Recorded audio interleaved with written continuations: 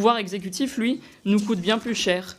Est-il acceptable qu'une seule personne, le chef de l'État, dépense l'équivalent d'un cinquième du budget de notre Assemblée ? Est-il raisonnable que ses coûts de déplacement aient doublé depuis 2021, que son budget ait progressé de plus de 10% en 2024 et de plus de 3 millions d'euros pour 2025 ? Était-il indispensable de donner 171 réceptions somptuaires en 2023, quand sous la Ve République, il n'y en avait jamais eu plus de 150 par an ?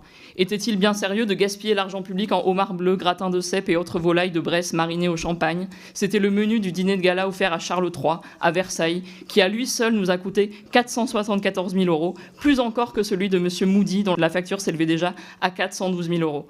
On nous répondra qu'activité diplomatique oblige, la grande cuisine permet de faire briller les ors de la République. Mais regardons la réalité en face. Depuis longtemps, la France enchaîne les échecs. Notre pays, qui en 2003 avait parlé au monde entier en refusant la guerre en Irak, brille désormais par son suivisme et son silence sur le génocide du peuple palestinien et sur le massacre du peuple libanais. Pendant ce temps, les dîners d'État gavent les intimes d'Emmanuel Macron aux frais de la princesse. Son ami Bernard Arnault est toujours de la partie, invité à tous les dîners donnés pour les chefs d'État. Une récente enquête du Nouvel Obs recense les multiples avantages que Bernard Arnault tire de sa relation avec le président.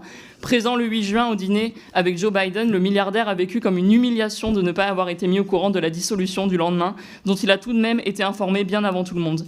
Il décrète ensuite qu'il faut à tout prix éviter un Premier ministre de gauche, ulcéré par les dingueries fiscales du NFP, et va jusqu'à suggérer des noms de Premier ministre à Emmanuel Macron. L'argent public sert-il à construire le réseau d'influence des oligarques ?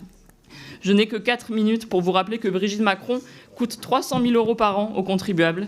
Elle n'exerce pourtant aucune fonction. C'est cher payé pour récolter des pièces jaunes en robe Louis Vuitton. Quant au palais de l'Élysée, aucun effort de nettoyage de ses comptes n'est prévu dans le budget 2025.